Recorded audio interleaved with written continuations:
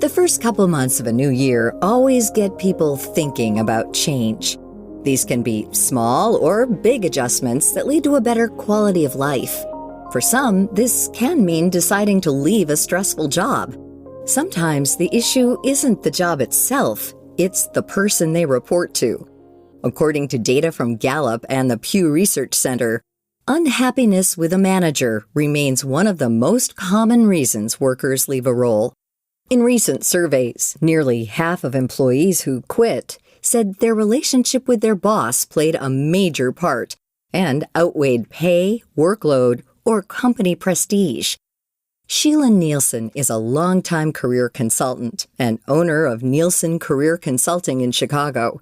She specializes in working with lawyers and other business professionals who are navigating leadership roles, conflict, and are at career crossroads. Just even today, I heard from somebody who said, I'm quitting because of the way that my bosses are treating me. He's just totally burned out. And he's this wonderful, bright, capable attorney who just can't take it anymore. She says that what stands out is how common these experiences are.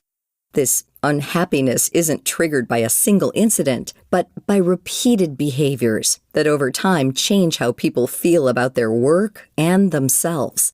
She highlights some of the biggest issues that she's seen. The big one that I've been hearing about the most lately are the bosses that really either thank or appreciate the work that's being done over time, under pressure by their associates, by the people under them, their employees, and they create these burned out employees.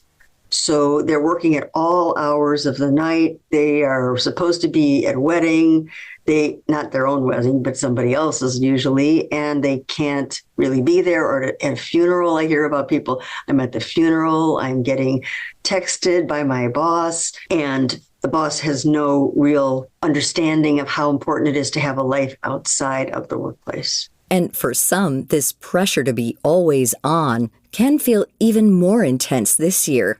Despite a steady workload, many companies have hit the pause button on any new hiring amidst the economic and political uncertainty. Right now, people are very much under pressure.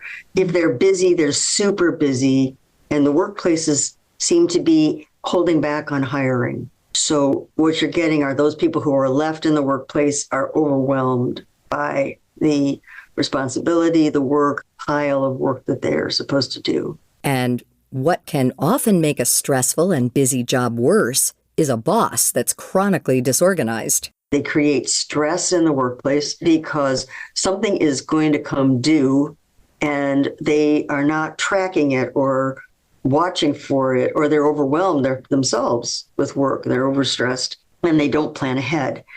And in a case like that, I usually tell the associate or the employee to manage up. In other words, anticipate what's coming. This is going to be due. You know that your boss is disorganized. Anticipate that that's going to happen.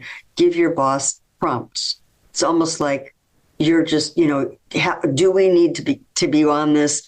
I think that this is due. Give your boss some prompts, and then that helps your boss. These bosses are just people. And by the way, they're under tremendous stress too.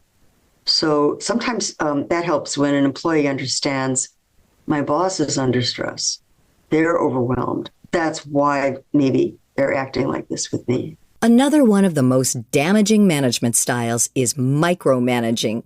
Instead of trusting employees to do their jobs, control and constant communication take its place, a dynamic that often leads to widespread burnout. For an employer to be able to give up that micromanaging, sometimes people just are natural micromanagers. And when I work with partners who will say, I can't trust this person because they've made mistakes.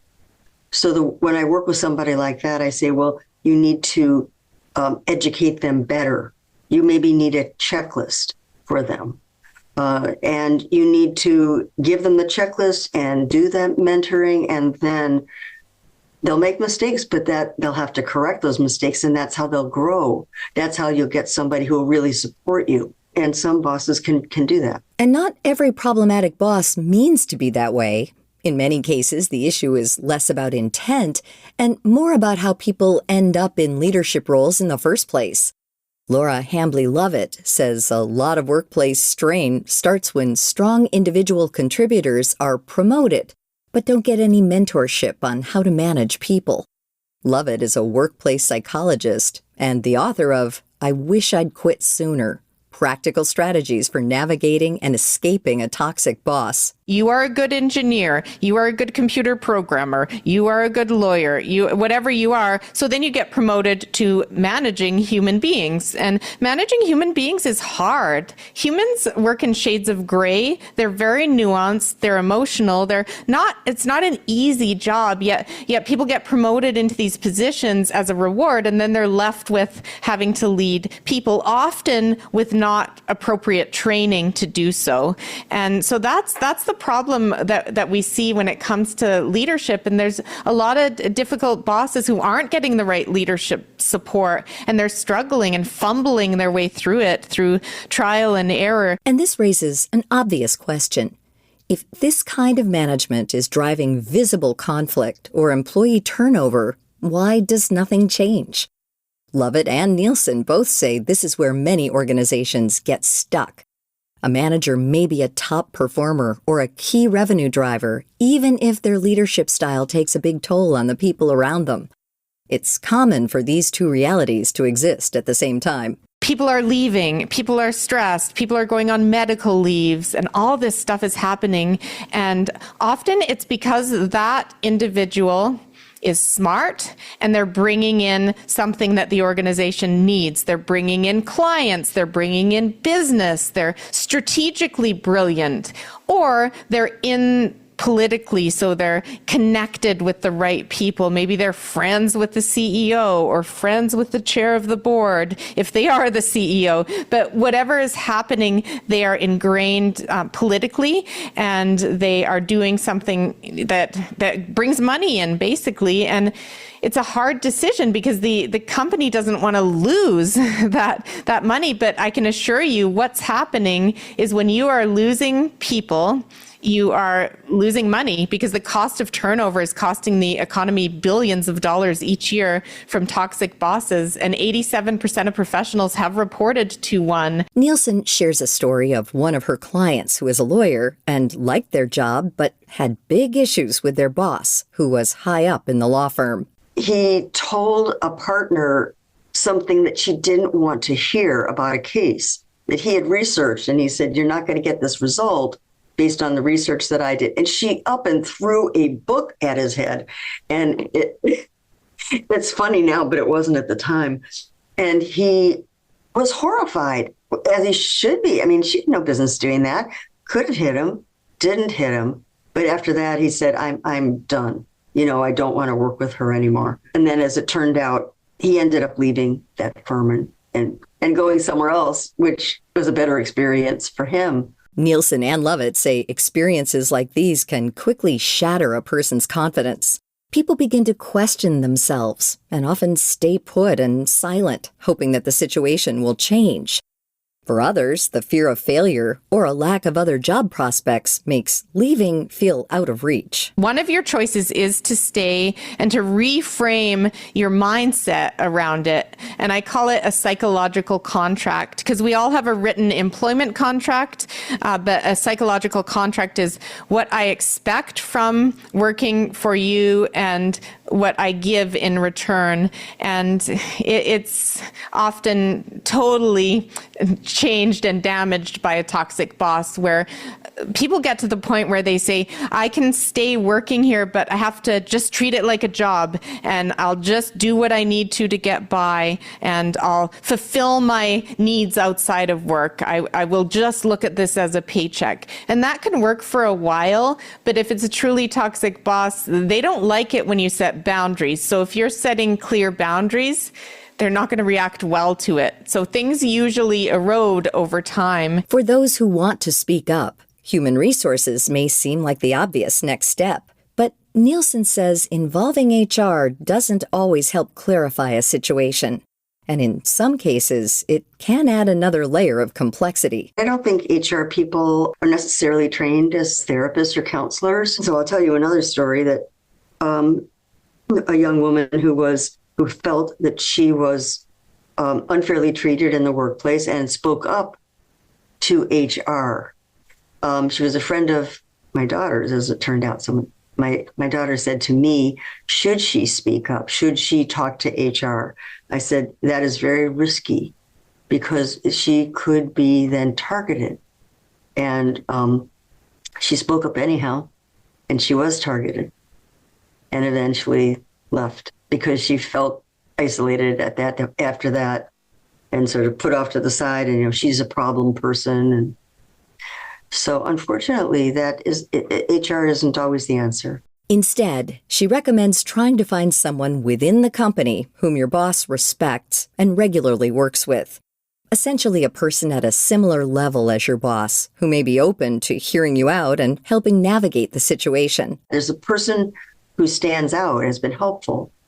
Try to go to that person and have a quiet meeting about what's going on and ask for advice. Now, what I've seen happen there when I make that suggestion is sometimes that person will be able to have a conversation with a difficult boss and can sometimes smooth things over, or the decision might be that this particular employee could do better in a different department. And that can be an answer too. For those who decide it's time to move on, or simply want to avoid this situation in the future, it's worth paying close attention to any red flags that could point to a toxic boss and workplace.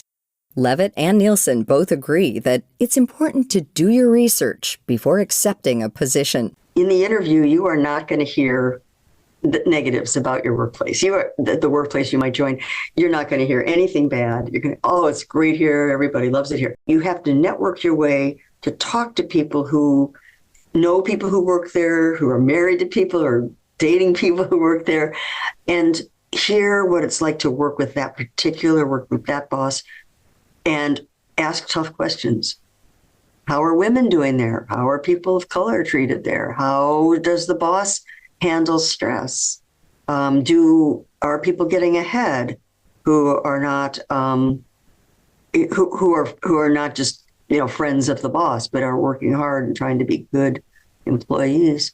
Stepping back, these stories point to a broader issue, but they also highlight a choice millions of working people face.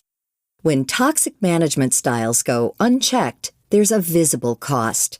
It shows up in burnout, turnover, and a loss of morale.